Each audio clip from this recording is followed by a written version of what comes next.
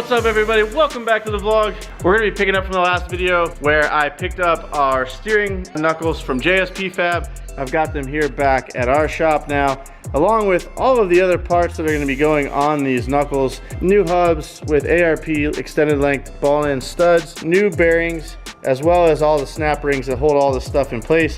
And if you guys didn't see the last video, John at JSP Fab and I welded on these awesome steering pickup points that we're gonna need because we moved the steering rack so much lower. There's a few things I need to do before I start pressing these bearings and hubs onto the assembly, and that is I wanna clean up the uprights. As you can see, they've been sitting around a little bit, so I'm gonna go ahead and clean up these, get a fresh coat of paint on them. Once they're looking spotless, we'll go ahead and start pressing the bearings in, and I'm gonna bring you guys along for the ride.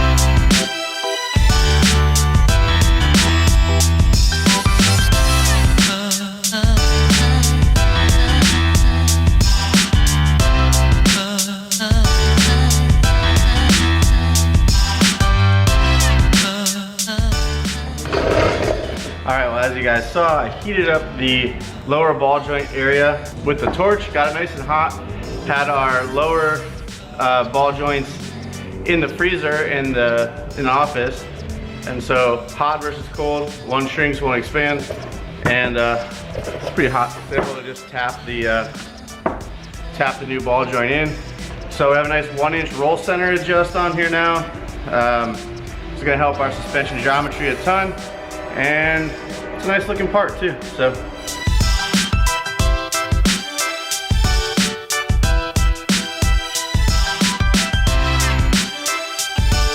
Well, we got all of our bearings pressed in. We've got our lower ball joint pressed in with the roll center adjust. And now it's time to stick this thing on to its new home, which is gonna be somewhat of a temporary home because this is getting replaced, this is getting replaced, this is getting replaced, everything's getting replaced. But we're gonna go ahead and bolt it in just to make sure we have all the clearances we need, and then we can make any adjustments to the new setup that are needed now before we do a final assembly, which will be when we get all the new parts. So I'm gonna go ahead and toss this together.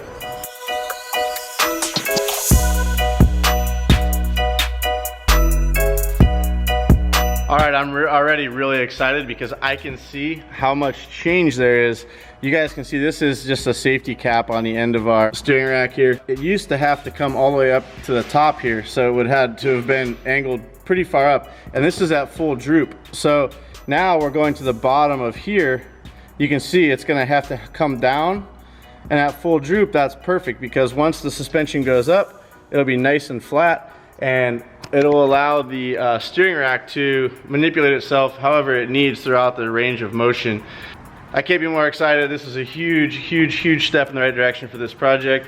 And I have to give another shout out to John over at JSP Fab for coming up with this concept. I love it. It's buff, it's perfect, it works great. All right guys, well as you saw in the previous clip here, we've got our DC2 upright in and the steering mod has been done. This suspension setup is gonna work really good. We've got massive clearance inboard, and on this side, the only thing that's gonna limit us to the front side is gonna be the brake caliper. So we'll put a, we'll put a limiter on this. You probably, if you have a keen eye, realize that we're missing our outer tie rod end, and there's a reason for that. This is the factory outer tie rod. It is no longer gonna work because of the way that it mounts, for one, and two, the where it picks up on a knuckle is not a good location. So we needed to mount to our new location, and we need to run a bolt through it, so this is no longer adequate. And to be honest, I like custom parts, so John was kind enough to whip up a set of outer tie rods for me. This replaces this. I hope you guys can appreciate the amazingness of this new outer tie rod. It's beautiful, and John whipped these up in like an hour. So kudos to him. These are badass, and I'm looking forward to putting these on. We've got a nice FK rod end here. So what's cool about these is they're left-hand thread, and so it's really easy to put on. Basically, I'm just gonna, just like it's meant to be there. And then we'll connect these to our new setup. Run our bolt through, up through the bottom. Oop, can't forget our misalignment spacer. Up through the bottom, nut and bolt.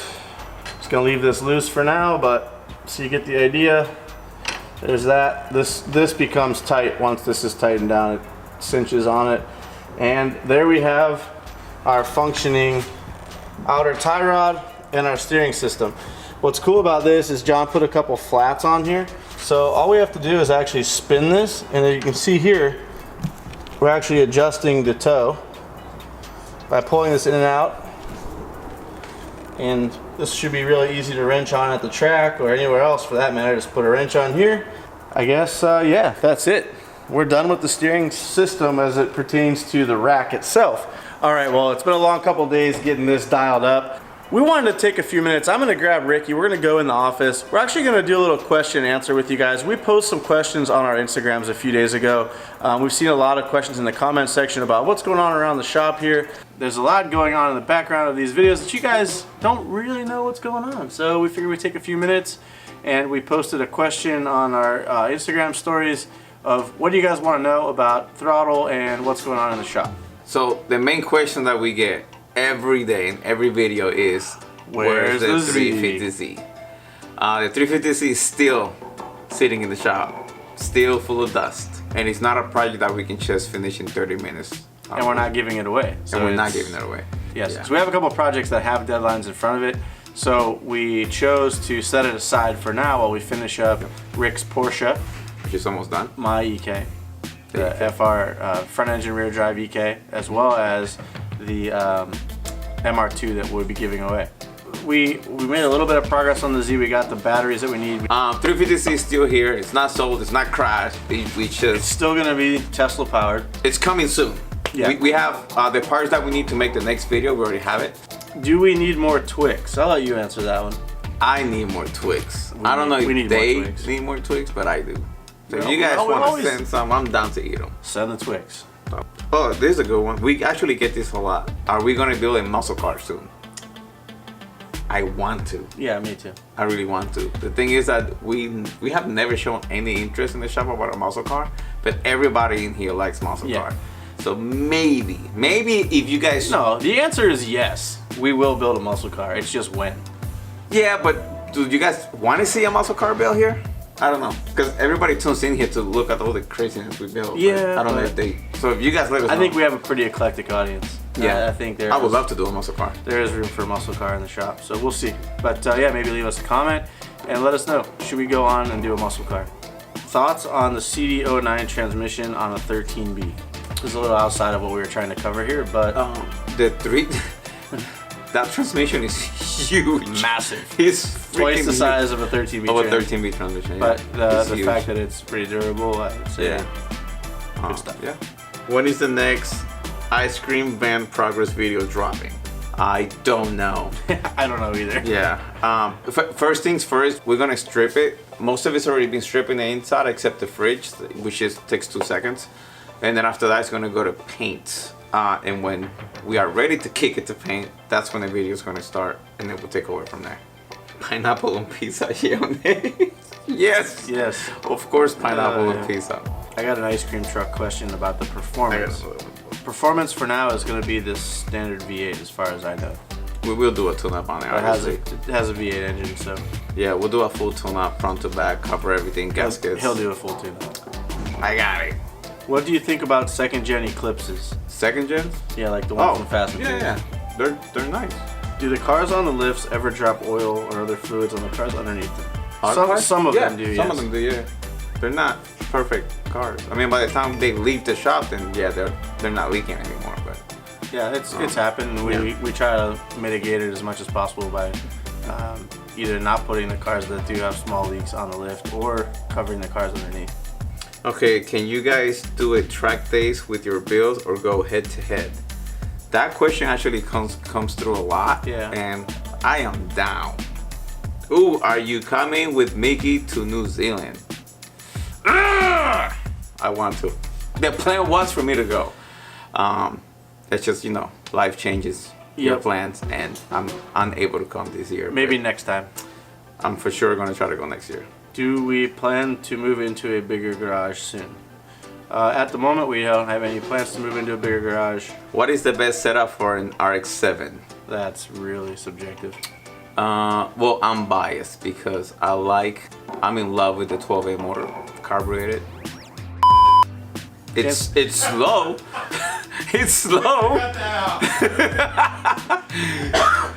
Do not cut that out. It's slow, but those things are bulletproof when you run them that way. What is the next project? We have some plans, and the MR2 is going to be gone very shortly, or is already gone, depending on when you're seeing this. And we have some ideas of what we want to work on, so you guys are just going to have to wait and see. So one of the questions that I got is what's going on with Mickey's EK hatch. So I'll let him answer the question. The fab stuff in the beginning has really slowed that project down. So we are moving on the EK. The thing is that we don't want to just keep showing fab, welding, cutting, welding.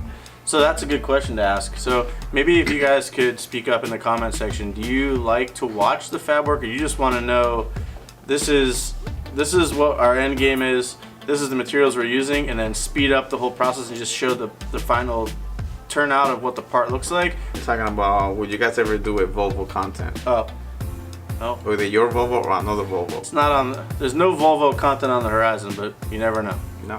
Basically, someone's asking, are we a YouTube channel or a parts retailer? And that's sort of a tough question to answer. We're both. It's easy. You're both. We're both. So we started throtl as a used car part marketplace because we didn't like Craigslist and all these other outlets that already existed. So we created a crawler that actually searched the whole internet for whatever part it was you're looking for and brought it into throtl. It was basically just a search engine to help people find used parts. What we were finding was people weren't able to find those parts used all the time, so we started offering a new part component that would replace a used one. People started buying it. That gave us the bright idea of, well, we should start a new car parts platform, so we did.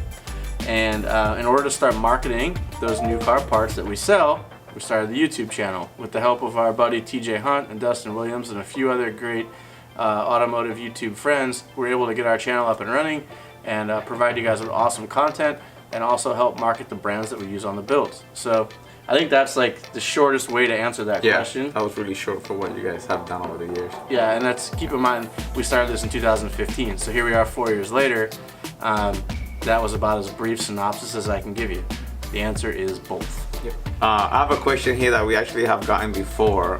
People actually want to come and meet us, and the answer is yes, you can. We usually do a throtl car meet once a month, and if you guys follow us on Instagram, put the link description below. Just keep following with our personal account or throtl, and you'll see we will post the car meet about a week and a half before it actually happens, or like 2 days before. Yeah.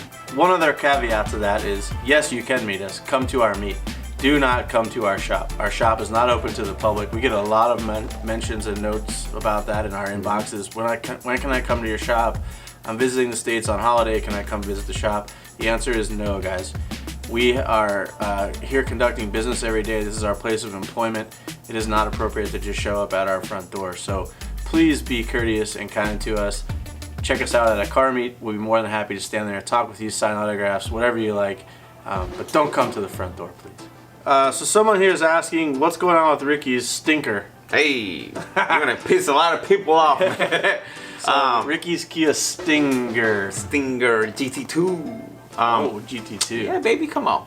Actually, we have been working hard to get that thing up and running. We actually have an office here, which we have a lot of parts for it. And next week, we will start modding the Stinger. So just a few days after that. I didn't even know that. Yeah, man. Alright guys, we hope that answers some of your questions that you guys have for us. We're going to try to do this a little more often so that we can keep you guys up to speed with what's going on here around the shop. So that's all we have for today. Thank you guys so much for tuning in. We'll see you next time. Make sure you hit that subscribe button, turn on those notifications, leave us some comments. We'll see you later. Peace.